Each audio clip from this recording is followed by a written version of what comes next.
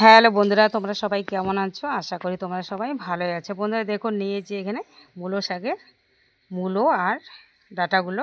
তো এগুলো আমি চচ্চড়ি করব, তো কেটে নিব। এই চচ্চড়ি খেতে কিন্তু খুবই ভালো লাগে বন্ধুরা।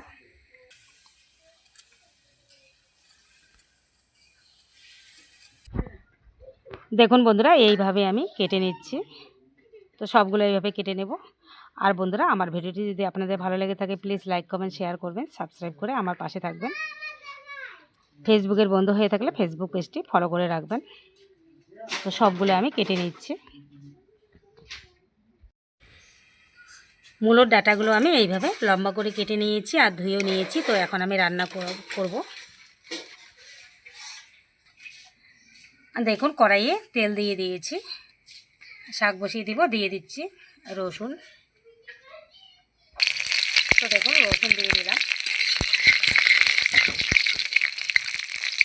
একটু ভেজে নেব। তো এখন আমি মূলোর ডাঁটাগুলো দিয়ে দিচ্ছি।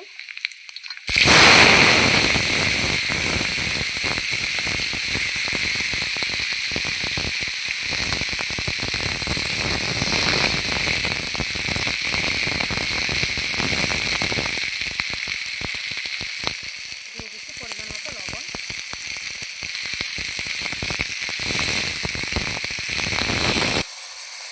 তো এখন আমি মশলা করে নেব। চচ্চড়ির জন্য নিয়েছি পেঁয়াজ, রসুন আর এখানে সাদা সরিষে নিয়েছি। তো আমি শিলনোড়ায় বেটে নেব।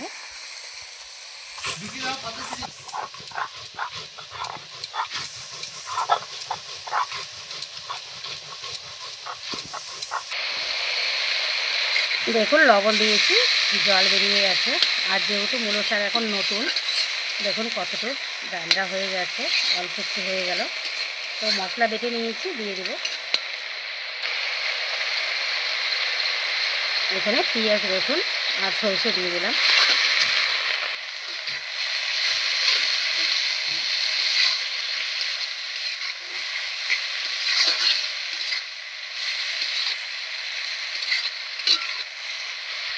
দিয়ে দিচ্ছি লঙ্কা গুঁড়ো 1 চামচ,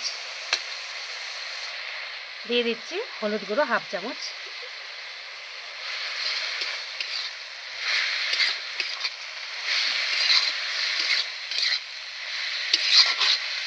ভালো করে একটু মশলার সঙ্গে মূলোর ডান্ডাগুলো কষিয়ে নেব।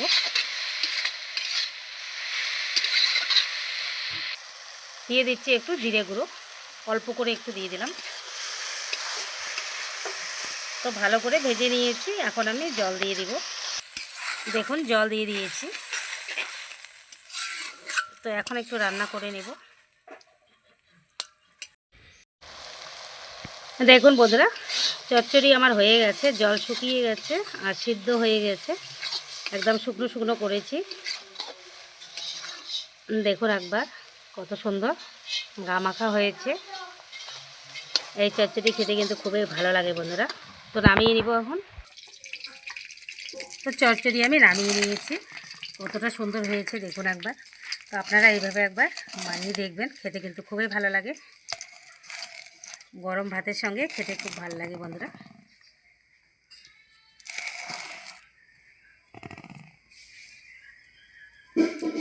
তো ভিডিওটি আজকে এই পর্যন্ত শেষ করছি। আবার কোনো নতুন ভিডিও নিয়ে দেখা হবে। টাটা, সবাই ভালো থাকবেন, সুস্থ থাকবেন।